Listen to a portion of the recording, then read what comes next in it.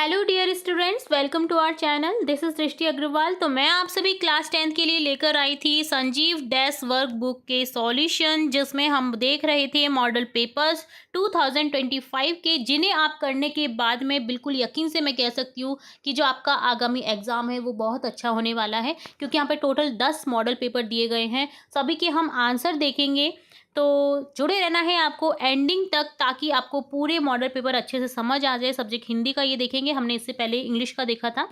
तो I hope so आपको सभी पेपर समझ में आए होंगे। तो आपको इससे क्या फ़ायदा होने वाला है कि आपको इसकी पीडीएफ भी मिल जाने वाली है, और आपको ये खरीदने की भी ज़रूरत नहीं पड़ेगी। आपको 100-150 रुपये बच जाने हैं अगर आप इस वीडियो को देख रहे हैं तो। और या फिर आप ऐसा भी कर सकते हैं, इसकी पीडीएफ डाउनलोड करके इसे लर्न कर सकते हैं, और तुरंत के तुरंत आप इसे नोट भी कर सकते हैं। अपनी नोटबुक में लीजिए और नोट कर लीजिए जो इंपॉर्टेंट क्वेश्चन है ना। तो आपको संजीव डैशवर्क बुक को अब खरीदने की ज़रूरत नहीं है बाहर से कहीं से भी, ठीक है। तो मैं आपको इसका कंप्लीट सॉल्यूशन बताऊंगी। सबसे पहले हम देखेंगे मॉडल पेपर फर्स्ट, जिसमें आप देखेंगे completely based on blueprint and board model paper 2025 Sanjeev desk work book के ये हम देख रहे हैं। तो इसे ज़्यादा से ज़्यादा शेयर करिएगा अपने फ्रेंड सर्कल में, जो भी क्लास 10th के स्टूडेंट्स हैं उन्हें शेयर करिएगा, ताकि उन्हें भी कहीं से खरीदने की ज़रूरत ना पड़े और वो यहीं से इसे देख पाएँ, यहीं से अपने क्वेश्चन को सॉल्व कर पाएँ। तो इसकी एक खासियत है कि आपके पैसे भी बचेंगे, आपका टाइम भी बचेगा, और आप आंसर्स भी कर सकते हैं साथ ही साथ।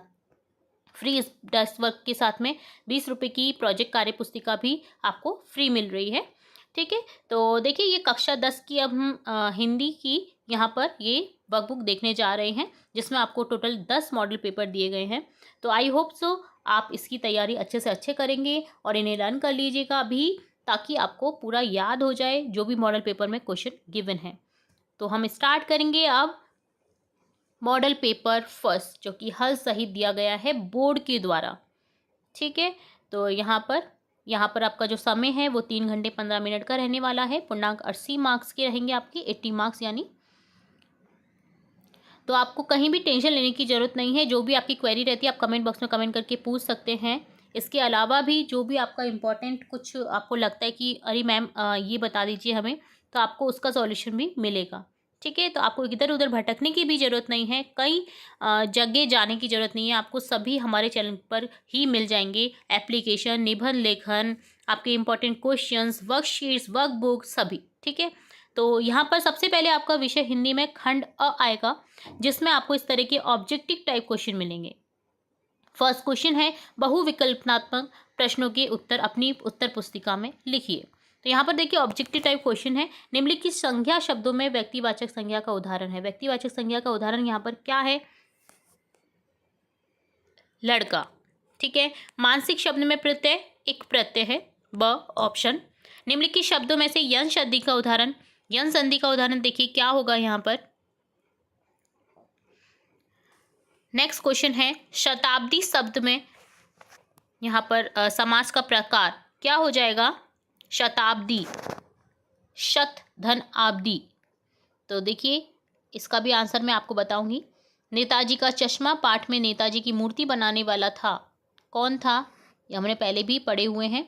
तो देखिए आपको यहाँ पर आंसर भी गिवन है इसके। तो देखिए यहाँ पर हिरोशिमा की घटना आधारित पाठ का नाम क्या है? पाठ का नाम यहाँ पर हो जाएगा ऑप्शन द, मैं क्यों लिखूंगा, मैं क्यों लिखता हूँ। साना साना हाथ जोड़ी पाठ में यात्रा से लौटते समय जितेन ने किनके फुटप्रिंट की जानकारी दी? यहाँ पर हो जाएगा ऑप्शन ब, गुरु नानक। इसी तरह से आप सभी क्वेश्चन को सॉल्व कर सकते हैं। माता का आंचल पाठ में लेखक के पिता लेखक को किस नाम से पुकारते थे? तो यहाँ पर आंसर हो जाएगा अ, ऑप्शन अ, भोलानाथ। यह दतुरित मुस्कान कविता का केंद्रीय पात्र है, ऑप्शन स, बच्चा। इसी तरह से यहाँ पर कामायनी के रचयिता, तो यहाँ पर कामायनी के रचयिता हो जाएंगे ऑप्शन द,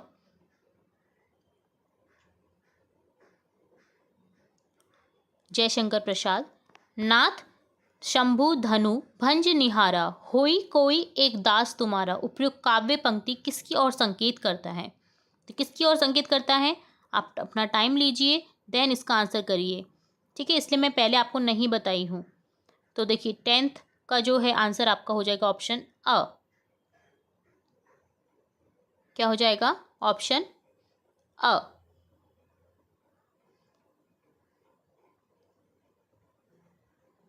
राम।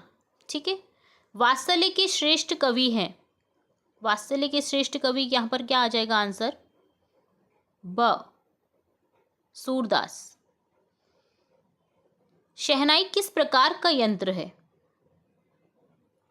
शहनाई जो है वो आपका यंत्र है, ऑप्शन द की तरह, सुशीर वाद्य। इसी तरह से नेक्स्ट क्वेश्चन है, मन्नू भंडारी के साहित्य का दायरा बढ़ाने में सर्वाधिक योगदान रहा। किसका रहा था मन्नू भंडारी के जो साहित्य का दायरा बढ़ाने के लिए योगदान?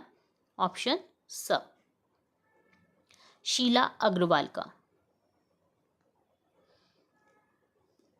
झूठा सच नामक उपन्यास के लेखक? ऑप्शन अ हो जाएगा, यशपाल। नेताजी का चश्मा पाठ में नेताजी की मूर्ति बनाने वाला कौन था?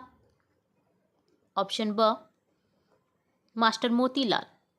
शताब्दी शब्द में देखिए यहाँ पर समास क्या हो जाएगा? ऑप्शन अ, द्विगु समास। द्विगु समास में जो संख्यावाचक शब्द है वो पहले आता है। ठीक है, ये इसको याद करने का ट्रिक है। यन संधि का उदाहरण क्या हो जाएगा? यन संधि का उदाहरण ऑप्शन द, स्वच्छ, सुधन, अच्छ, जिसमें उ जो है उ और अ मिलकर के क्या हो जाएंगे? व बन जाएगा। ठीक है, इसी तरह से हमने पहले के 2 क्वेश्चन तो देख ही लिए थे, सेकंड और फर्स्ट। तो इस तरह से आपको ये करना था। ठीक है, नेक्स्ट हम यहाँ पर आगे देखेंगे। सेकंड क्वेश्चन आपका, रिक्त स्थानों की पूर्ति कीजिए। जिन सर्वनाम शब्दों का प्रयोग वक्ता या लेखक स्वयं अपने लिए करता है उसे क्या कहा जाता है? निजवाचक सर्वनाम कहते हैं। इस यहां पर देखिए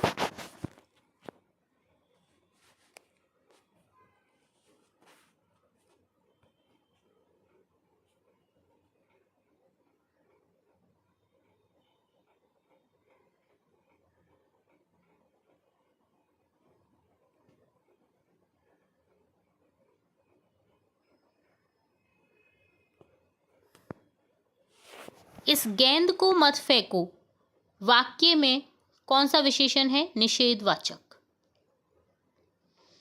क्योंकि निषेध मना हो रहा है। ऐसे शब्द जिनके रूप में लिंग, वचन, काल आदि के कारण कोई परिवर्तन नहीं होता क्या कहलाता है? अव्यय। संयोग शब्द में कौन सा उपसर्ग है? समधन योग। तो यहाँ पर ऑप्शन 4 करेक्ट हो जाएगा। नेक्स्ट आगे बढ़ेंगे। थर्ड क्वेश्चन है, निम्नलिखित अपठित गद्यांश को पढ़ करके आपको पूछे गए प्रश्नों के उत्तर देना है। किसी आती हुई आपदा की भावना या दुख के कारण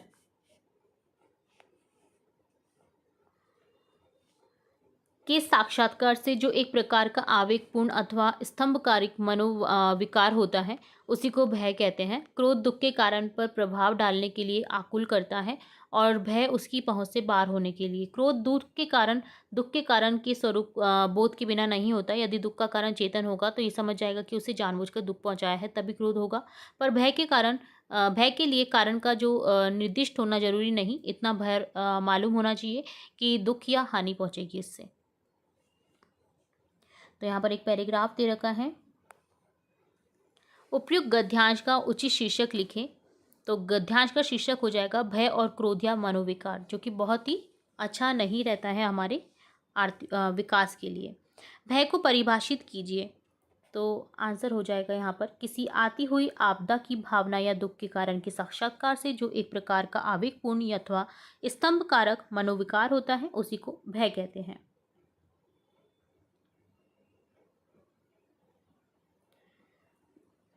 दुख के कारण पर प्रभाव डालने के लिए कौन आकुल करता है? क्रोध दुख के कारण पर प्रभाव डालने के लिए आकुल करता है। गद्यांश में से विपत्ति शब्द का पर्यायवाची शब्द छांट करके लिखिए।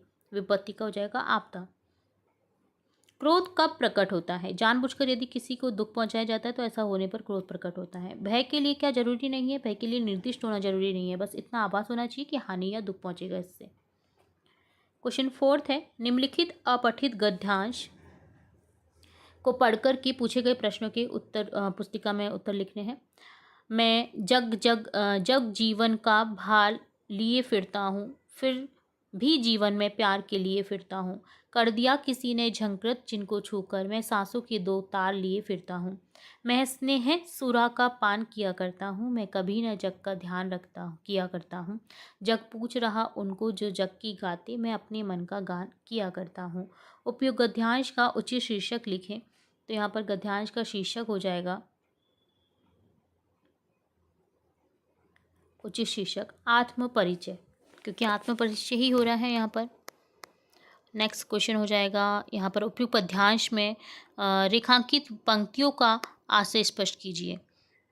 तो जो रेखांकित पंक्ति है, मैं जग जीवन का भार लिए फिरता हूँ, फिर भी जीवन में प्यार लिए फिरता हूँ, तो इसका आशय हो जाएगा कि कवि कहता है कि मैं सांसारिक जीवन का भार अपने ऊपर लिए फिरता रहता हूँ और मैं अपने आप से भी प्रेम करता हूँ।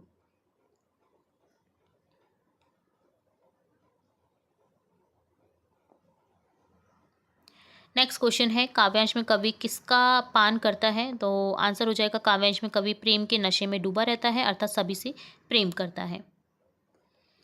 जग किसको पूछता है? जो दूसरों के बारे में सोचते और बातें करते हैं, जग उन्हीं को पूछता है।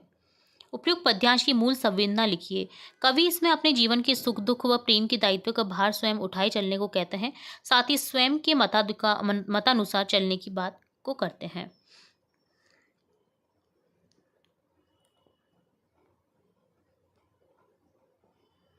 कवि किसका गान करते हैं? कवि हर परिस्थिति में अपने में ही प्रसन्न रहते हैं, लोग उसके बारे में क्या सोचते हैं इस पर ध्यान नहीं देते हैं। तो इस तरह से यहाँ पर ये डन होता है पद्यांश से रिलेट आपके क्वेश्चन। अब देखेंगे खंड ब, जिसमें है लघुतरात्मक प्रश्नों के उत्तर देने 40 शब्दों में। प्रश्न संख्या 5 है, संगीत को संपूर्णता व एकाधिकार से सीखने की जिजीविषा को अपने भीतर जिंदा रखा। उपयुक्त कथन किसके संदर्भ में व क्यों कहा गया है? यह कथन विश्व प्रसिद्ध भारत रत्न प्राप्त शहनाई वादक बिस्मिल्लाह खां साहब के बारे में कहा गया है, क्योंकि वह 80 वर्ष तक निरंतर जिजीविषा में संगीत की साधना करते रहे कि ईश्वर मुझे फटा सुर न बख्शे, आप तो एक सुर ऐसा प्रदान करे जो आप ईश्वर तक पहुँचे। जिजीविषा यानी जीने की इच्छा में, उन्होंने अपना पूरा जीवन इसी में बिताया था। शहनाई वादक थे वे प्रसिद्ध बिस्मिल्लाह खां। 6th क्वेश्चन है, हमारी संस्कृति पर मनुष्यों का क्या प्रभाव पड़ा? पठित पाठ के आधार पर लिखिए। हमारी सभ्यता पर अधिकांशतः प्रभाव मनुष्यों का कारण ही पड़ा है। मनुष्यों से मिलने वाला ज्ञान उनकी सहज संस्कृति के कारण हमें प्राप्त होता है, क्योंकि वे हमेशा ही ज्ञान की खोज में लगे रहते हैं। वे अदम्य जिज्ञासा रखते हैं, जिज्ञासा नहीं इच्छुक होते हैं वो जानने की इच्छा से, और सामान्य सफलता पर संतुष्ट होकर नहीं बैठते हैं कि कोई सफलता मिल गई है तो संतुष्ट होकर बैठ जाए, नहीं, वो आगे आगे बढ़ते रहते हैं। संगीतकार का गायन में योगदान यहाँ पर लिखिए। तो संगीतकार का योगदान आपको लिखना है,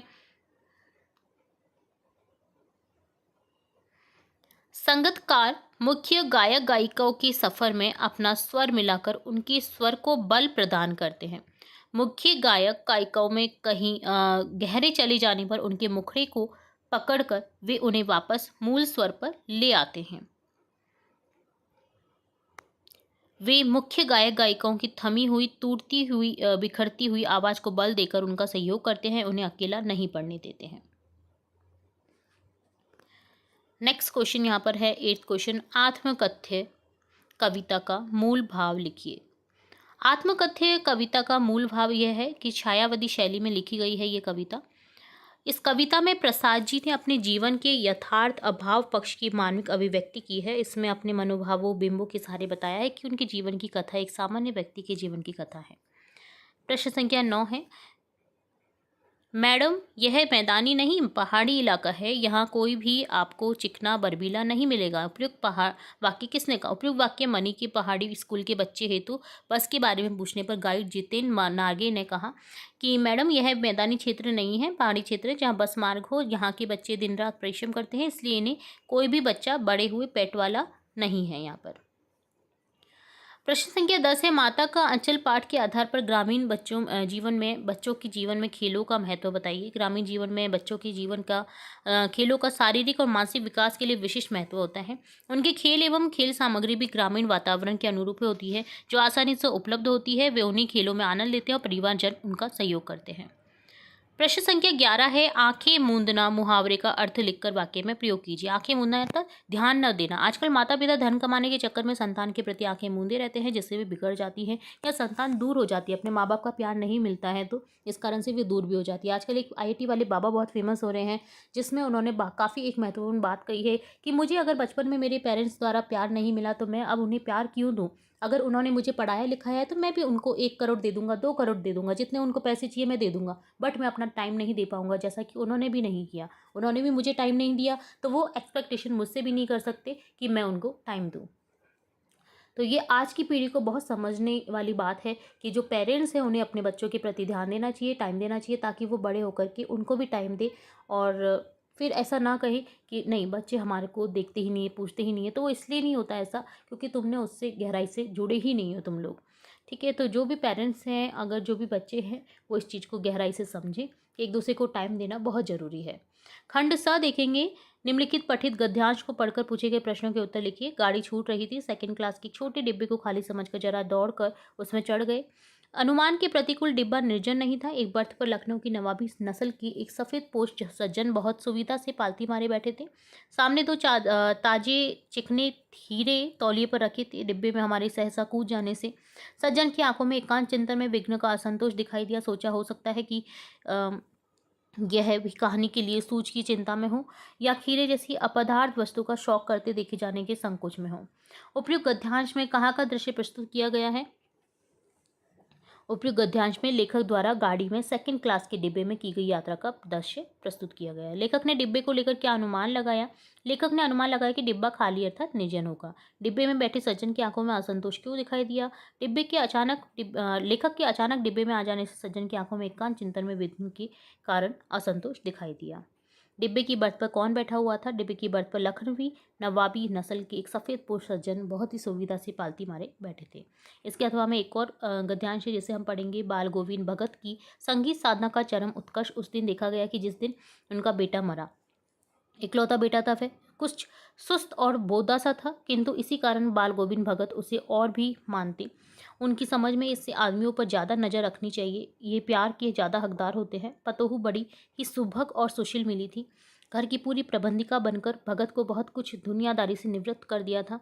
उनका बेटा बीमार है, इसकी खबर रखने की लोगों को कहाँ फुर्सत, किंतु मौत तो सबका ध्यान खींचकर ही रख रहती है। तो क्वेश्चन है, बाल गोविंद भगत की संगीत साधना का चरम उत्कर्ष कब देखा गया? बाल गोविंद भगत की संगीत साधना का चरम उत्कर्ष उस दिन देखा गया जिस दिन उनका बेटा मरा। बाल गोविंद भगत अपने बेटे के प्रति अधिक लगाव क्यों रखते थे? उनका इकलौता पुत्र कमजोर और सुस्त था, इसलिए उनकी सोच थी कि ऐसे व्यक्ति पर विशेष नजर रखनी चाहिए। भगत की पतोहू की चारित्रिक विशेषताएं लिखी। भगत जी की पतोहू सुभग सुशील और कुशल प्रबंधिका थी। किस खबर ने लोगों का ध्यान अपनी ओर खींचा? भगत जी के पुत्र की मौत की खबर ने लोगों का ध्यान अपनी ओर खींचा। प्रश्न संख्या 13 है, निम्नलिखित पठित पद्यांश को सुपढ़ करके पूछे गए प्रश्नों के उत्तर दीजिए। बिहसी लखनऊ बोले मृदुबानी, अहो मनीषु महाघट मानी। पुनी पुनी मोही दिखाव कुठारू, चहत उड़ावन फूकी पहारू। यह कुंभड़वतिया कोहू नाही, जे तर्जनी देखी मरी जाही। देखी कुठारू सरासन बाना, मैं कुछ कहा सहित अभिमाना। भृगु समूझी जनेऊ बिलो की, जो कछु कहू सहो रिस रोकी। सुर महिसूर हरिजुन अरि गाई, हमरे कुल इन पर न सुराई। काव्यांश में कवि ने महाभट्ट किसे कहा है? काव्यांश में कवि ने महाभट्ट परशुराम जी को कहा है। इहा कुंभड़ बतिया कोहू नाही से क्या आशय है? लक्ष्मण परशुराम से कहते हैं कि यहाँ कुमार का कच्चा घड़ा या छुई मुई का पेड़ नहीं है जो आपकी तर्जनी उंगली को देखकर डर जाएगा। रघुकुल में किस पर अपनी वीरता नहीं दिखाई जाती? रघुकुल में देवता, ब्राह्मण, भक्त जन, गाय आदि पर वीरता नहीं दिखाई जाती। उपयुक्त काव्यांश में किन किन के मध्य संवाद है? उपयुक्त काव्यांश में लक्ष्मण और परशुराम जी के मध्य संवाद है। तो इसके अथवा में भी आपको एक और पद्यांश दिया गया है। फसल क्या है और तो कुछ नहीं है वह, नदियों के पानी का जादू है वह, हाथों की स्पर्श की महिमा है, भूरी काली संदली मिट्टी का गुणधर्म है, रूपांतर है, सूरज की किरणों का, चिपटा हुआ है संकोच हवा की थिरकन का। कवि के अनुसार फसल क्या है? फसल जो है अनेक सामूहिक प्रयासों की सुखद परिणति है। इसमें अनेक प्राकृतिक स्रोत और मानव श्रम सम्मिलित प्रयास के रूप में समाहित होते हैं। उपयुक्त काव्यांश में किन मानवीय मूल्यों की ओर संकेत किया गया है? उपयुक्त काव्यांश में अनेकता में एकता, आपसी सहयोग जैसी मानवीय मूल्यों की ओर संकेत किया गया है। फसल किसका रूपांतरण है? फसल प्राकृतिक तत्व तथा मानव परिश्रम का रूपांतर है। फसल को किसका संकोच बताया गया है? फसल को सूर्य की ऊष्मा, हवा की थिरकन का संकोच बताया गया है। प्रश्न संख्या 14 है, नहीं साहब वो लंगड़ा क्या जाएगा फौज में?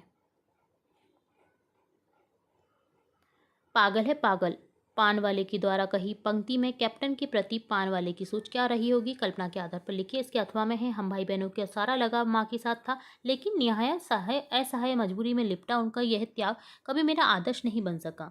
आपके अनुसार मन्नू भंडारी की माँ उनके लिए आदर्श क्यों नहीं बन सकी?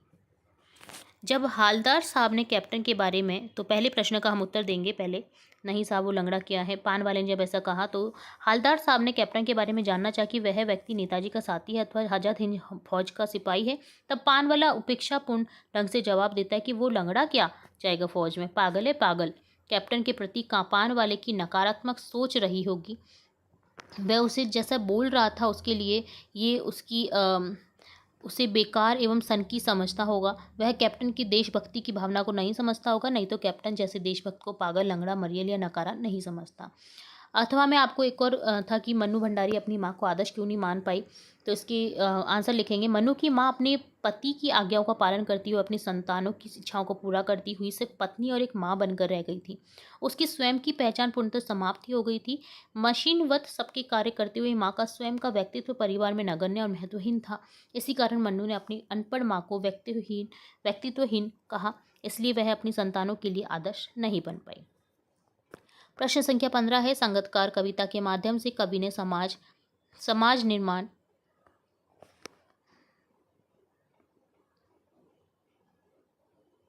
लोगों के योगदान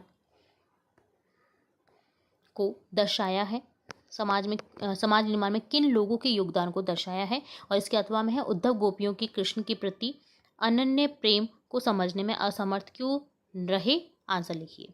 तो देखिए, पहले क्वेश्चन का आंसर लिखेंगे, संगतकार कविता के माध्यम से कवि ने समाज निर्माण में किन लोगों के योगदान को दर्शाया है? तो संगतकार कविता के माध्यम से कवि ने संगतकारों का समाज निर्माण में योगदान दिखाया है। जैसे मुख्य गायक का गायन में हर परिस्थिति में संगतकार सहायक जिस प्रकार साथ देकर गायन को सफल बनाता है, उसी प्रकार किसी भी क्षेत्र के समाज निर्माण कार्य में सहायकों की विशेष भूमिका होती है। उनके सहयोगी के बिना मुख्य कार्यकर्ता का कार्य सफल नहीं हो सकता। अतः समाज निर्माण में संगतकार का होना अति आवश्यक है। अगला क्वेश्चन है, उद्धव गोपियों के कृष्ण के प्रति अन्य प्रेम को समझने में असमर्थ क्यों रहे? तो आंसर लिखेंगे, गोपियाँ श्री कृष्ण की सगुण ब्रह्म प्रेम की अनन्य उपासक थी, जबकि उद्धव परम ज्ञानी निराकार ईश्वर के प्रति भक्त और योगी पुरुष थे। वे संसार में रहकर भी सांसारिक विषय वासनाओं से विरक्त थे। उद्धव के ये श्रेष्ठ गुण गोपियों के लिए तुच्छ एवं महत्वहीन थे, क्योंकि उद्धव ने कभी प्रेम रूपी नदी में अपना पैर नहीं डुबोया। वे किसी के रूप पर आसक्त नहीं हुए थे। प्रेम भक्ति के रस की एक बूंद भी उन्होंने नहीं चखी थी, इसलिए वह गोपियों की श्री कृष्ण के प्रति अनन्य प्रेम को समझने में असफल रहे। अगला क्वेश्चन 16 है, कवि नागार्जुन के व्यक्तित्व और कृतित्व के बारे में लिखिए। या अथवा में है, राम वृक्ष बेनीपुरी के व्यक्तित्व और कृतित्व के बारे में लिखिए। कवि नागार्जुन का जन्म बिहार के दरभंगा जिले के सतलखा गांव में सन 1911 में हुआ। ये आधुनिक युग के चेतना के प्रमुख कवि थे, ठीक है, खनवादी चेतना के। इनकी कविताओं में प्रखर व्यंग्य भी है, लोकहित के प्रति रुझान भी है। कविताओं में भावुकता और कल्पना से हटकर यथार्थ परक दृष्टिकोण दिखता है। इनकी साहित्य में रचनाएं युगधारा, प्यासी परथराई आंखें, सतरंगी पंखों वाली, तुमने कहा था, तालाब की मछलियाँ आदि काव्य कृतियाँ हैं। बलचनमा, रति नाथ की चाची, कुंभी पाक, वरुण की बेटी आदि उपन्यास हैं। घुमक्कड़ प्रवृत्ति की नागार्जुन का देहांत सन 1998 में हुआ था। इसके अथवा में है नाम रामवृक्ष बेनीपुरी के व्यक्तित्व और कृतियों के बारे में लिखना है। तो रामवृक्ष बेनीपुरी का जन्म बिहार के बेनीपुर गांव में 1899 हुआ था। ये मैट्रिक पास कर स्वतंत्रता आंदोलन में जुड़ गए थे। 15 वर्ष की आयु में इनकी रचनाएं पत्र पत्रिकाओं में छपने लगी। इन्होंने अनेक नाटक, उपन्यास, कहानी, यात्रा वृत्तांत लिखे, रेखा चित्र लिखे। गद्य की विविध विधाओं के उनके लेखन को व्यापक प्रतिष्ठा मिली। उनका पूरा साहित्य बेनीपुरी रचनावली के 8 खंडों में प्रकाशित है। उनकी रचनाओं में स्वाधीनता की चेतना, मनुष्य की चिंता, इतिहास की युगानुरूप व्याख्या है। विशिष्ट शैलीकार होने के कारण इन्हें कलम का जादूगर कहा जाता है। इनकी मृत्यु 1968 में हुई थी। तो अब हम देखेंगे खंड द, प्रश्न संख्या 17 देखेंगे। दुर्घटना से देर भली सावधानी से मौत टली, सिक्किम यात्रा के दौरान लेखिका को यह चेतावनी किस स्थान पर लिखी मिली? उस मार्ग में आने वाली कठिनाई को अपने शब्दों में लिखिए। और या फिर इसके अथवा में आप कर सकते हैं ये क्वेश्चन, मैं क्यों लिखता हूँ, पाठ के आधार पर अज्ञेयों द्वारा लिखने के कारणों को स्पष्ट कीजिए। तो सबसे पहले क्वेश्चन का आंसर देखेंगे। सिक्किम यात्रा के दौरान लेखिका को यह चेतावनी लायुंग से कटाओ के रास्ते में लिखी मिली। कटाओ का रास्ता बहुत खतरनाक था, उस पर धुंध और बारिश। वहाँ अभ्यस्त चालक ही लगभग ध्यान और अंदाजे से ही गाड़ी चलाते हैं। बारिश में फिसलन होती है, ऐसे रास्ते में सावधानी हटी की दुर्घटना हटी। इसलिए स्थान स्थान पर चेतावनी लिखी रहती है, क्योंकि मार्ग में एक चूक का मतलब जीवन खलास। अतः वहाँ के अभ्यस्त चालक ही सावधानी से गाड़ी चलाते हैं। अथवा में है, लेखक का संबंध मन की स्थिति से होता है। जब अनुभूति और प्रत्यक्ष का अनुभव रचना करने के लिए उकसाते हैं, तभी व्यक्ति लेखन करता है, परंतु प्रत्येक लेखन को कई अन्य कारणों से भी लेखन करना पड़ता है। संपादक यदि किसी विषय विशेष के लिए आग्रह करे अथवा प्रकाशक का दबाव हो तो भी लेखक को लिखना पड़ता है। कई तरह की आर्थिक लाभ और सामाजिक राजनीतिक दायित्वों को पूरा करने के लिए भी रचनाएं करनी पड़ती हैं, किंतु लेखन सर्वोत्कृष्ट होता है तभी होता है जब लेखक का भीतरी दबाव उसे विवश कर दे कि वह स्वयं ही इतना बेचैन हो उठे कि लिखना अनिवार्य हो जाए, तभी जाकर के एक लेखन पूरा होता है। क्वेश्चन 18 देखेंगे अब। निम्नलिखित विषयों में से किसी एक विषय पर लगभग 300 शब्दों में निबंध लिखिए। तो कोई भी एक विषय लिखना है आपको। भारत में शरद ऋतु का प्रभाव, प्रस्तावना, शरद ऋतु फसलों का उत्पादन, मानव जीवन पर प्रभाव, उपसंहार। अगला है विद्यार्थी जीवन, भावी जीवन का आधार, प्रस्तावना, विद्यार्थी जीवन के गुण, भावी जीवन की तैयारी, भावी जीवन विद्यार्थी की भूमिका, उपसंहार। राजस्थान की ऐतिहासिक धरोहर, प्रस्तावना, धरोहर के प्रकार, ऐतिहासिक धरोहरों की विशेषताएं, पर्यटन क्षेत्र में योगदान, उपसंहार। यदि मैं प्रधानाचार्य होता, इसका प्रस्तावना लिखना है। प्रधानाचार्य के कर्तव्य क्या होते हैं लिखना है। विद्यालय प्रबंधन में योगदान क्या होता है लिखना है। विद्यार्थी, अभिभावक, कर्मचारियों से व्यक्तित्व लिखना है। उपसंहार लिखना है। तो आप कोई भी किसी एक विषय पर निबंध लेखन लिख सकते हैं, बट यहाँ पर हम सभी ही निबंध लेखन देखेंगे, तो बारी बारी से देखते हुए जाएंगे। सबसे पहले देखेंगे भारत में षड ऋतुओं का प्रभाव। संकेत बिंदु यहाँ पर आपको दे रखे हैं। प्रस्तावना, षड ऋतु, फसलों का उत्पादन, मानव जीवन पर प्रभाव, उपसंहार। तो यहाँ पर जब भी आप कभी निबंध लेखन लिखते हैं तो आपको प्रस्तावना और उपसंहार जरूर लिखना होता है। उसके बीच के पॉइंट आपको उसके लाभ, हानि, प्रभाव वो लिखने होते हैं। तो सबसे पहले यहाँ पर देखेंगे हम प्रस्तावना। प्रकृति के काल चक्र की गति अवध गति से चलती रहती है। पृथ्वी की सूर्य के चारों ओर जो चक्कर लगाने की क्रिया होती है वो भी रेगुलर होती है, तो ऋतुएं बनती हैं उसी के कारण। पृथ्वी एवं सूर्य की स्थिति के अनुसार ऋतुएं परिवर्तित होती है। भारत में ऋतुओं का विशेष प्रभाव होता है। षड ऋतुएं क्या होती है? हमारे देश में वर्ष भर में षड ऋतुएं आती हैं: वसंत, ग्रीष्म, वर्षा, सर्दी, हेमंत और शिशिर। प्रत्येक ऋतु 2 महीने की होती है, परंतु मुख्य रूप से 4 ऋतुएं ही मानी गई हैं: गर्मी, वर्षा, सर्दी और वसंत। तभी ऋतुओं की भौगोलिक स्थिति भिन्न भिन्न होती है। गर्मी में गर्म वातावरण होता है, वर्षा में चारों तरफ हरियाली छा जाती है, सर्दी में वातावरण शीत होता है, वसंत ऋतु में समशीतोष्ण होता है, इसलिए वसंत को ऋतुराज कहा जाता है। फसलों का उत्पादन ऋतु के अनुसार हमारे देश में 2 प्रकार की फसलों का उत्पादन किया जाता है: खरीफ की फसल, रबी की फसल। खरीफ की फसल बाजरा, ज्वार, मूंग, मोट आदि जून जुलाई में बोया जाता है। सितंबर अक्टूबर में फसल तैयार होकर काटी जाती है। रबी की फसल में जौ, गेहूं, चना, सरसों आदि आते हैं, जो कि अब अक्टूबर नवंबर में बोए जाते हैं।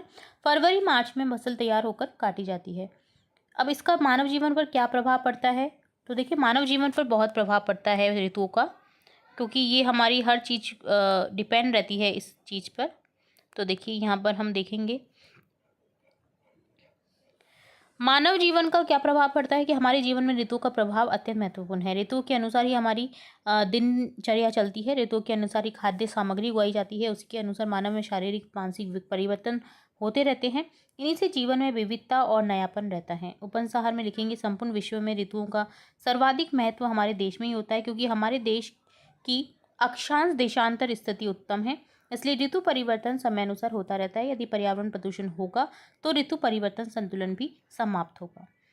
अगला है विद्यार्थी जीवन भावी जीवन का आधार। संकेत बिंदु यहाँ पर दे ही रखे हैं। तो सबसे पहले प्रस्तावना लिखेंगे, गुरुजनों का करो आभार, वे ही भावी जीवन का आधार। प्राचीन भारतीय शिक्षा पद्धति की सफलता की यही विशेषता थी। विद्यार्थी अपने गुरु अथवा शिक्षक चरित्र से प्रेरित होते थे, जीवन में सदाचारी बनते थे, कभी भी गुरु का अपमान नहीं करते थे। आपने चाहे कोई भी व्यक्ति देखा हो, चाहे रावण हो, चाहे कंस हो, चाहे आप ये देख लीजिए, आप कौरवों को देख लीजिए, वो अपने गुरुओं को बहुत मानते थे। ठीक है, तो सदाचारी बनते थे। वे गुरुकुल में रहकर वहाँ के निर्धारित नियमों का पालन करते हुए ज्ञान अर्जन करते थे, क्योंकि विद्यार्थी जीवन में भावी जीवन का आधार होता है। जैसा आप विद्यार्थी जीवन जिएंगे वैसा ही आपका भविष्य निकल के उभर करके आएगा। विद्यार्थी जीवन के गुण क्या क्या होते हैं कि भारतीय शास्त्रों के अनुसार विद्यार्थी के 5 गुणों का होना आवश्यक है। जैसे कौवे की तरह चेष्टा, बगुले की तरह ध्यान, काक चसुर बको ध्यानम, काक चेष्टा बको ध्यानम, कुत्ते की तरह स्वान निद्रा, कम खाने वाला, अल्प आहार, ग्रह त्यागी, ब्रह्मचार्य का पालन करने वाला। इनमें से इससे ही विद्यार्थी के जीवन का शारीरिक मानसिक और वास्तविक विकास होता है। इसके साथ ही विद्यार्थी में विनय, नम्रता, संयम, वाक चातुर्य, गुणग्राह्यता, सहनशीलता, अनुशासन आदि गुण होने से उसका सर्वांगीण विकास होता है। भावी जीवन की तैयारी। विद्यार्थी जीवन यह अवधि है जिसमें नए संस्कार और आचरण एक नींव की भांति विद्यार्थी के मन को प्रभावित करती है। विद्यार्थी जीवन में जैसा व्यवहार और आचरण सीख लेता है वहीं उसकी भावी जीवन का अंग बन जाता है। विद्यार्थी जीवन में विद्यार्थी सुयोग्य, अनुशासित, परिष्कृत आचरण करने वाले शिक्षकों की सानिध्य में अपना सर्वांगीण संतुलन विकास करते हैं। तो ये चीज़ विद्यार्थी को भी ध्यान रखनी चाहिए और शिक्षक को भी, कि उनका जो आगामी जीवन है वो इसी पर डिपेंड रहता है।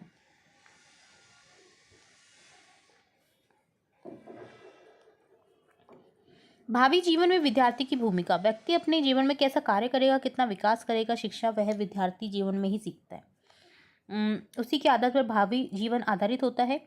यदि व्यक्ति ने विद्यार्थी जीवन में कुछ नहीं सीखा तो जीवन भर वो कुछ भी नहीं सीख पाएगा। उपसंहार में लिखना है, विद्यार्थी जीवन व्यवहारिक जीवन की पूर्णता को दर्शाता है। संपूर्ण व्यक्तित्व विकास के लिए विद्यार्थी जीवन अति महत्व है, आवश्यक है, क्योंकि आज के विद्यार्थी भविष्य में देश के कर्णधार होंगे।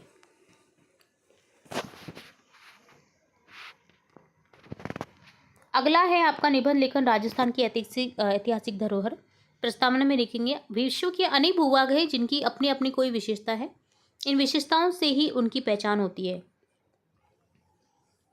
इसके बिना उनका परिचय अधूरा ही रह जाता है। देश को स्वतंत्रता मिलने पर छोटी छोटी राजपूती जो रियासतें होती थी पहले की, तो जो पहले की रियासतें होती थी ना, वो बहुत इस चीज़ का ध्यान रखती थी। जो छोटी छोटी रियासतें होती थी, रियासतों के एकीकरण से बना एक राजपूताना राज्य ही हमारा राजस्थान प्रदेश है, क्योंकि यहाँ पर देखिए हर तरह की विविधता आपको देखने को मिल ही जाएगी। यहाँ की परंपराएं, रीति रिवाज, आंचलिक विशेषताएं, ऐतिहासिक धरोहर आदि के कारण यह संपूर्ण विश्व में प्रसिद्ध है। धरोहर के प्रकार हमारे देश में राजस्थान में अनेक राजस्थान में अनेक धरोहर हैं, जैसे Amer fort, city palace, Jaipur, Jaigarh fort, Nahargarh fort, Chittorgarh fort, Junagarh fort, Jaisalmer fort, Mehrangarh fort, Umaid Bhawan palace. इसके अतिरिक्त प्राचीन महल, किले, हवेलियां, मंदिर राजस्थानी कला संस्कृति की ऐतिहासिक धरोहर है। ऐतिहासिक धरोहर की विशेषताएं। राजस्थान अपनी ऐतिहासिक धरोहर, थार मरुस्थल, भव्य किलों, रंगीन संस्कृति के लिए प्रसिद्ध है। इन धरोहर में वीरता, राष्ट्रीय गाथाएं और लोक कला की अनूठी परंपराएं जीवंत रूप से देखने को मिलती हैं। इनमें प्राकृतिक सुंदरता के साथ साथ स्थान विशेष की वास्तुकला की भव्यता भी बेमिसाल है। यह धरोहरें स्मारक के रूप में प्रसिद्ध हैं। यहाँ के किले पहाड़ी क्षेत्रों में बने हुए हैं जो सुरक्षा की दृष्टि से श्रेष्ठ रहे हैं।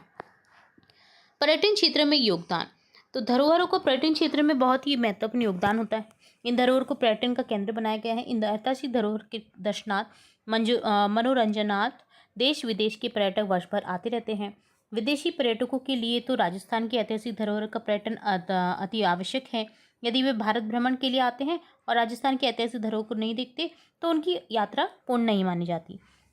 भारत में सर्वाधिक पर्यटन स्थल राजस्थान में ही है। उपसंहार में लिखेंगे ऐतिहासिक धरोहर के कारण ही पर्यटन की दृष्टि से राजस्थान का भविष्य उज्ज्वल है। राजस्थान अपनी ऐतिहासिक सांस्कृतिक परंपराओं धरोहरों के कारण सर्वश्रेष्ठ और अतुलनीय है। इसकी सुरक्षा करना हमारा परम कर्तव्य है। फोर्थ आपका निबंध लेखन में है, यदि मैं प्रधानाचार्य होता। तो देखिए यहाँ पर प्रस्तावना में लिखेंगे, आचार्य का हमारे देश में गुरु का संसार के सभी अन्य देशों में समाज में उच्च स्थान होता है।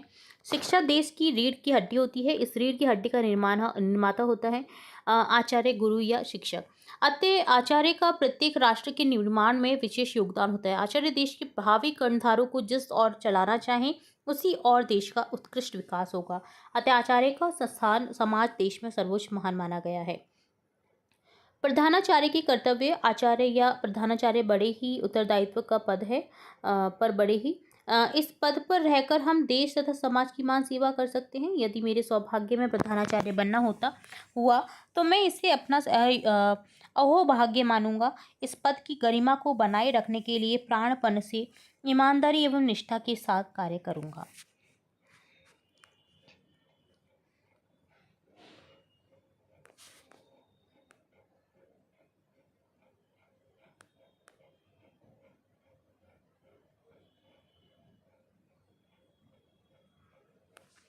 विद्यालय प्रबंधन में योगदान। एक विद्यालय का प्रधानाचार्य नियुक्त होकर सर्वप्रथम तो मैं विद्यालय के वातावरण, उसके भवन की साफ सफाई, साज सज्जा की लाने की कोशिश करूंगा। शिक्षार्थियों एवं शिक्षकों को बैठने के लिए फर्नीचर एवं चौक, डस्टर आदि की उचित व्यवस्था करूंगा ताकि बालक विद्यालय में आकर एक खुले साफ सुथरे वातावरण का अनुभव कर सके। इस व्यवस्था के उपरांत मैं एक शिक्षकों की सभा बुलाऊंगा। उनकी समस्याओं को सुनने के साथ साथ उनसे निवेदन करूंगा कि हम सब एक ही परिवार के कमर सदस्य हैं। हम मिलकर भारत के भावी नागरिकों के निर्माण में कोई कोर कसर नहीं छोड़ेंगे। साथ ही मैं अपने शिक्षक बंधुओं की छोटी छोटी उप समितियाँ बनाऊंगा। अपने सभी साथी शिक्षकों की समस्याओं को हल करने का प्रयास करने के साथ ही उनकी बनी उप समितियों के सुझाव लेकर विद्यालय विकास व्यवस्था में कार्य संपन्न कराऊंगा। अगला पॉइंट है आपका विद्यार्थी, अभिभावक, कर्मचारियों से व्यवहार। विद्यालय में अध्ययन एवं अध्यापन का उच्च स्तर बनाए रखने के लिए समय समय पर विचार गोष्ठियों एवं विद्वानों के भाषणों आदि का आयोजन करवाऊंगा। समय समय पर अभिभावक शिक्षक संपर्क का आयोजन करके अभिभावकों को विद्यार्थियों की वास्तविक स्थिति का अवबोध कराकर उनकी समस्याओं का समाधान करवाऊंगा। शिक्षार्थियों के सर्वांगीण विकास के लिए खेलकूद, संगीत, नाटक प्रतियोगिता, वाक प्रतियोगिता, प्रश्नोत्तरी प्रतियोगिता आदि का आयोजन करवाऊंगा।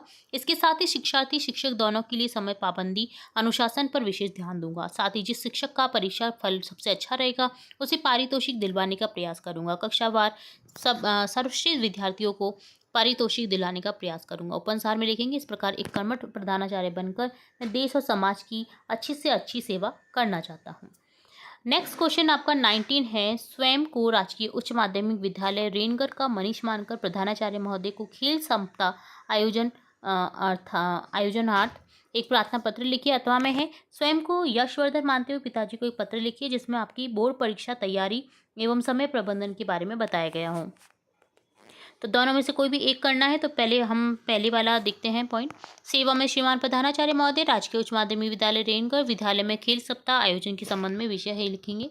महोदय, उपयुक्त विषयांतर्गत नम्र निवेदन है कि अगले माह में जिला स्तरीय खेल प्रतियोगिता शुरू होने जा रही है। जिला अधिकारी के अनुसार आदेश के अनुसार आसपास सभी विद्यार्थियों में 7 अगस्त से 14 अगस्त तक खेल सप्ताह मनाया जा रहा है, जिससे छात्र अगले माह जिला स्तरीय प्रतियोगिता में सहभागिता निभा सके। आशा ही नहीं, हमें पूर्ण विश्वास है कि हम विद्यार्थियों के सर्वांगीण विकास के बारे में सोचते हुए विद्यालय में विस्तृत स्तर पर खेलकूद की योजना बनाकर खेल सप्ताह मनाए जाने की व्यवस्था करेंगे, जिससे हमारा शारीरिक एवं मानसिक विकास हो सके। आपकी महती कृपा होगी। धन्यवाद। दिनांक लिख देंगे, प्रार्थी लिखेंगे मनीष। तो इस तरह से आपको एक ये एप्लीकेशन लिखनी थी अपने प्रधानाचार्य को। ठीक है, अब अथवा में देखिए यहाँ पर है, डेट लिख देंगे जगह लिख देंगे पूजनीय पिताजी। सादर चरण स्पर्श, मैं यहाँ पर सकुशल हूँ और आपकी परिवार कुशलता के लिए ईश्वर से प्रार्थना करता हूँ। मेरा अध्ययन अच्छी तरह से चल रहा है। अब बोर्ड के एग्जाम के लिए लगभग 1 माह रह गया है। मैं सभी विषयों का नियमित अध्ययन कर रहा हूँ। अंग्रेजी और हिंदी की 3 बार आवृत्ति कर चुका हूँ, यानी रिपीट कर चुका हूँ। विज्ञान और सामाजिक का कोर्स भी 2 बार कर लिया है। अब गणित की विशेष तैयारी में लगा हुआ हूँ। रात में 10:30 बजे तक प्रातःकाल 5 बजे उठकर अध्ययन करने लग जाता हूँ। इस तरह मेरा अध्ययन क्रम नियमित चल रहा है। आपके आशीर्वाद से मुझे प्रथम श्रेणी में उत्तीर्ण होने की पूर्ण आशा है। माताजी को चरण स्पर्श, सुनीता व सुनील को प्यार से कुशल पत्र की प्रतीक्षा में। आपका आगे करे पुत्र यशवर्धन। तो दोनों में से आपको कोई भी एक करना था। अब देखिए अगला है आपका क्वेश्चन 20। नगर पालिका उधमगढ़ की ओर से स्वच्छ जागरूकता हेतु एक विज्ञापन लिखिए। या फिर आप कर सकते हैं ग्रीष्मावकाश में स्काउट्स गाइड द्वारा कौशल विकास शिविर में बनाई गई सामग्री की प्रदर्शनी देखने हेतु एक विज्ञापन। सफाई का महाअभियान भारत सरकार से, देखिए यहाँ पर इस तरह से आपका ये विज्ञापन बन जाएगा।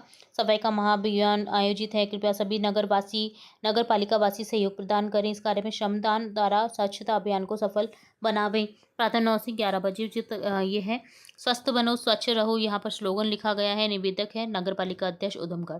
इसी तरह से अगला यहाँ पर एक और विज्ञापन हम देखेंगे जिसमें है स्काउट से रिलेटेड। राजकीय उच्च माध्यमिक विद्यालय में स्काउट गाइड ग्रीष्मकालीन कौशल विकास शिविर में निर्मित सामग्री देखने हेतु लगी प्रदर्शनी में आइए। मानभावन सामग्री को उचित मूल्य पर खरीद कर ले जाइए, अपने घर की शोभा बढ़ाइए। पधार कर छात्रों का उत्साहवर्धन कीजिए।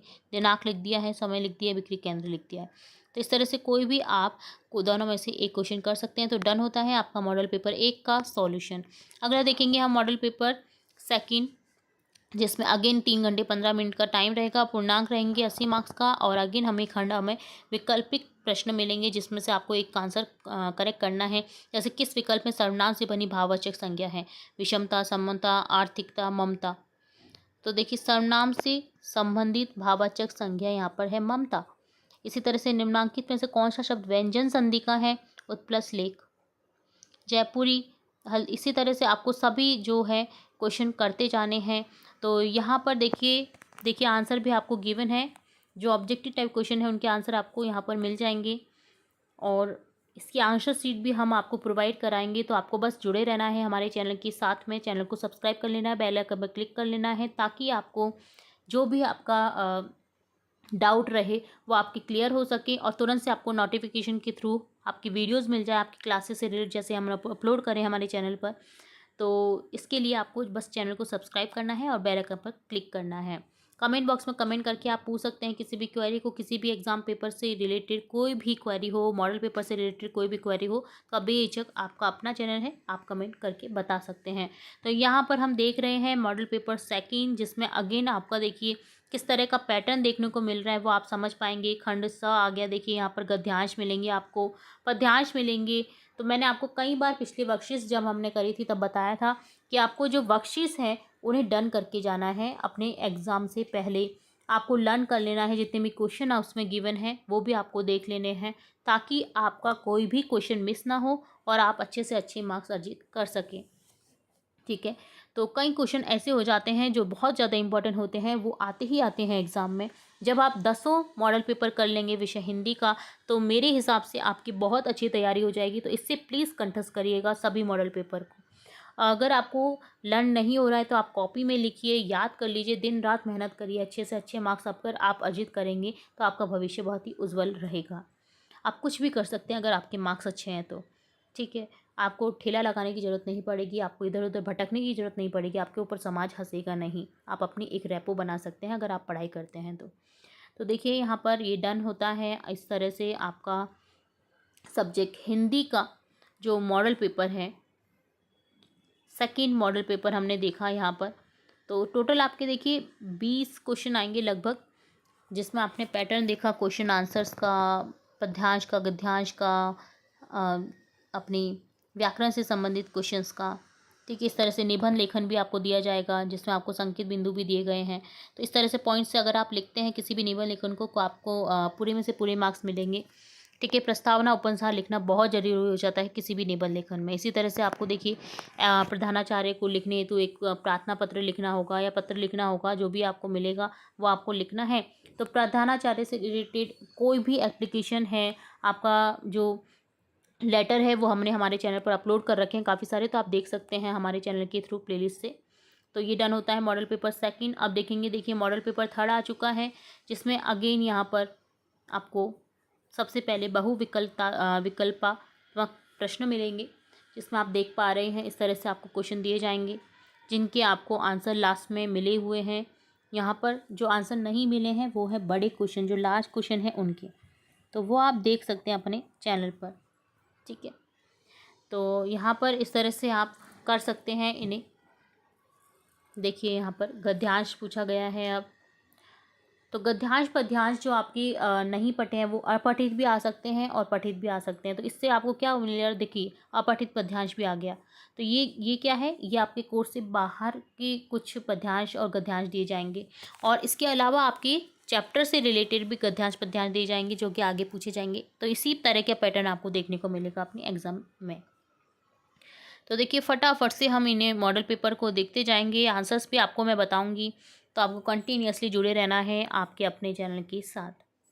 तो इधर उधर भटकने की ज़रूरत नहीं है। अब आपको संजीव देशवर्क बुक के सभी क्वेश्चन आंसर, सभी वर्कशीट, सभी मॉडल पेपर के सॉल्यूशन आपके अपने चैनल पर मिल जाएंगे। तो आपको कहीं इधर उधर भटकने की ज़रूरत नहीं है। आप कोई भी क्वेरी पूछ सकते हैं, आप जुड़े रह सकते हैं, ठीक है। आपकी कोई भी क्वेरी हो उसका संपूर्ण निदान आपको मिलेगा आपके अपने चैनल के साथ जुड़े रहने पर। तो देखिए ये डन होता है मॉडल पेपर थर्ड। अब स्टार्ट हो जाएगा आपका मॉडल पेपर फोर्थ।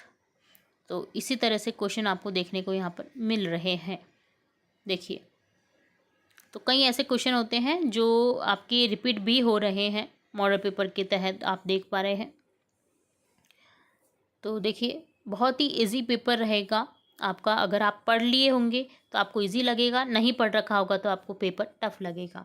जो बच्चे बोलते हैं ना कि पेपर टफ आया है, वो टफ नहीं होता पेपर, उनकी तैयारी कहीं ना कहीं अधूरी रह जाती है। तो अगर आप अभी तैयारी नहीं करे हैं तो अभी से करने लग जाइए, क्योंकि एग्ज़ाम में ज़्यादा दिन नहीं बचे हैं, ठीक है। और बिल्कुल आपको कहीं भी ध्यान नहीं देना है, सिर्फ वर्कशीट्स देखनी है, वर्कबुक्स देखनी है अपनी, और मॉडल पेपर्स को सॉल्व करना है। आपको कहीं भी इधर उधर भटकना नहीं है। अब देखिए मॉडल पेपर को भी आपको लेने की ज़रूरत नहीं पड़ेगी मार्केट से, क्योंकि हम सभी मॉडल पेपर यहाँ पर ही देख रहे हैं। तो इस तरह से आपको संपूर्ण विकास करने में अपने एग्ज़ाम्स के लिए काफ़ी हेल्प मिलेगी। तो हम बारी बारी से देखते हुए जा रहे हैं यहाँ पर PDF सब्जेक्ट हिंदी की, साथ ही साथ हम सभी सब्जेक्ट से रिलेट मॉडल पेपर देखते जाएंगे। तो कंटिन्यूसली जुड़े रहना है आपको अपने चैनल के साथ। तो यहाँ पर स्टार्ट हो चुका है मॉडल पेपर 5। अगेन यहाँ पर देखिए ऑब्जेक्टिव टाइप क्वेश्चंस हैं जिनके आपको आंसर करने हैं। तो इसी तरह से थर्ड क्वेश्चन हो गया गद्यांश का, एक पद्यांश पूछा जाएगा। इसी तरह से आपको यहाँ पर नेक्स्ट में इस तरह से क्वेश्चन पूछे जाएंगे, जैसे 40 शब्दों का है, 80 शब्दों का है। तो आप कोई भी क्वेश्चन यहाँ पर इस तरह से कर सकते हैं। खंड स में आपको पठित गद्यांश मिलेगा, देखिए 2 मिलेंगे, 1 कर सकते हो। पठित पद्यांश मिलेगा, 2 मिलेंगे, 1 कर सकते हो। तो काफ़ी हेल्प मिल जाएगी आपको 2 में से 1 करने के लिए। इसी तरह से बड़े जो क्वेश्चन हैं 60-80 शब्द के, उनमें भी आपको अथवा में मिलेगा क्वेश्चन। तो इस तरह से कोई भी क्वेश्चन आप कर सकते हैं। अब लास्ट आपका पार्ट रहेगा खंड द, जिसमें आपको इस तरह से क्वेश्चन पूछे जाएंगे। आपका निबंध लेखन होगा, लेटर होगा, पत्र लेखन, प्रार्थना पत्र लेखन। तो ये आपको खंड द में मिलेंगे, ठीक है। तो इस तरह से डन होता है खंड द, और डन होता है मॉडल पेपर 5। अब देखेंगे मॉडल पेपर 6। तो यहाँ पर भी ऑब्जेक्टिव टाइप क्वेश्चंस है, इस तरह से आपको सॉल्व करते हुए जाना है इन्हें, और रिक्त स्थानों की पूर्ति करनी है। देन आपको अपठित गद्यांश मिलेगा, अपठित पद्यांश मिलेगा। नेक्स्ट आपके चैप्टर से रिलेट आपको क्वेश्चन देखने को मिलेंगे,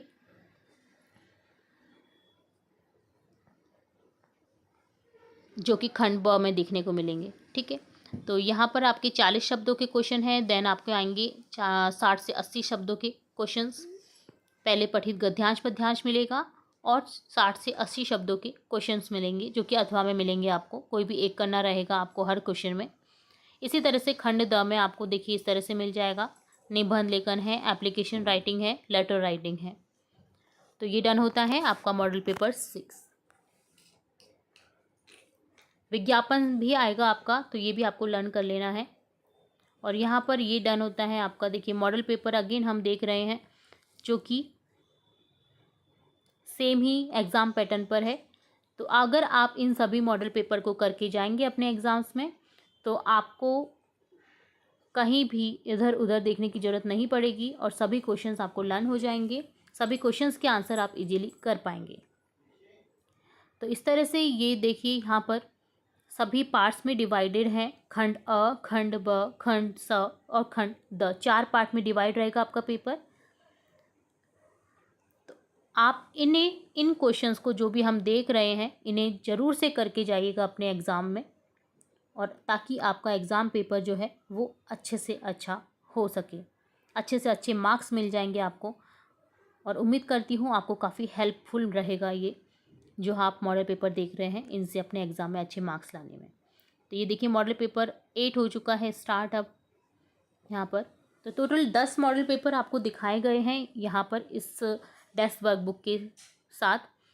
तो अगर आप इन्हें सबको कर के जाएंगे तो देखिए आपको कहीं भी इधर उधर पढ़ने की ज़रूरत नहीं पड़ेगी, आप इन्हें ही कर जाइए, आपको काफ़ी अच्छे मार्क्स अर्जित होंगे अपने एग्ज़ाम पेपर में। बार बार मैं इसलिए कह रही हूँ क्योंकि बहुत ज़्यादा इम्पोर्टेंट है, क्योंकि ये एग्ज़ाम बोर्ड के तहत ही लागू किए गए हैं, जारी किए गए हैं। तो फटाफट से इन्हें लर्न कर लीजिए, नोटबुक में नोट कर लीजिए सभी क्वेश्चंस को, आंसर्स देख लीजिए चैनल के थ्रू, और जुड़े रहिए इसी तरह से और इम्पोर्टेंट वीडियोस देखने के लिए। तो देखिए यहाँ पर भी डन होता है आपका मॉडल पेपर। अगला मॉडल पेपर देखिए यहाँ पर 9th स्टार्ट हो जाएगा, जहाँ पर अगेन आपको ऑब्जेक्टिव टाइप क्वेश्चन मिलेंगे सबसे पहले खंड अ में। नेक्स्ट आपको ऑब्जेक्टिव टाइप क्वेश्चन के साथ में रिक्त स्थानों की पूर्ति करने के लिए क्वेश्चन दिए जाएंगे। देन अपठित गद्यांश पद्यांश दिए जाएंगे। देन आपका स्टार्ट होगा खंड ब, जिसमें आपको लघुत्रात्मक प्रश्न मिलेंगे 40 शब्दों से रिलेट। इसमें आपको अथवा में नहीं मिलने वाले हैं क्वेश्चन, ये आपको खुद से ही करने हैं। एक एक क्वेश्चन पूछा जाएगा प्रत्येक क्वेश्चन मार्क में। जब ये हो जाएगा आपका तो खंड स स्टार्ट होगा, जिसमें आपको गद्यांश पूछा जाएगा पठित, पद्यांश पूछा जाएगा पठित, और साथ ही साथ क्वेश्चन आंसर पूछे जाएंगे 60 से 80 शब्द के। ठीक है, तो ये देखिए पठित पद्यांश आ गया आपका। बहुत ही इंपॉर्टेंट चैप्टर है ये परशुराम वाला, आप जरूर से करके जाइएगा। परशुराम और लक्ष्मण के बीच में जो विवाद हुआ था, जो बातचीत हुई थी वो, और इस तरह से ये क्वेश्चन मिल गए आपको 60 से 80 शब्दों के, तो इन्हें भी आप करके जाइएगा। और खंड द आपका इसके बाद में आएगा, जिसमें आपको निबंध लेखन मिलेगा, आपको एप्लीकेशन राइटिंग, प्रार्थना पत्र लेखन और आपका पत्र लेखन मिलेगा। और इस तरह से देखिए क्वेश्चन मिलेंगे। विज्ञापन से रिलेटेड एक जरूर क्वेश्चन आएगा आपका, तो वो भी आप करके जाइए। जो भी इम्पोर्टेंट शीर्षक से रिलेटेड विज्ञापन है वो सभी करके जाइएगा। ठीक है, तो इसके तहत आपको क्या पता चला कि इसके तहत आपको ये पता चला कि हमें किस तरह का पैटर्न पढ़ के जाना है, किस तरह की प्राप्तांक हमें मिलने वाले हैं आगामी एग्जाम्स में। ठीक है, तो ये डन होता है आपका Sanjeev desk work book complete subject Hindi का। आई होप आपको ये वीडियो काफ़ी यूज़फुल लगा होगा। फिर मिलेंगे नए वीडियो के साथ, तब तक के लिए धन्यवाद।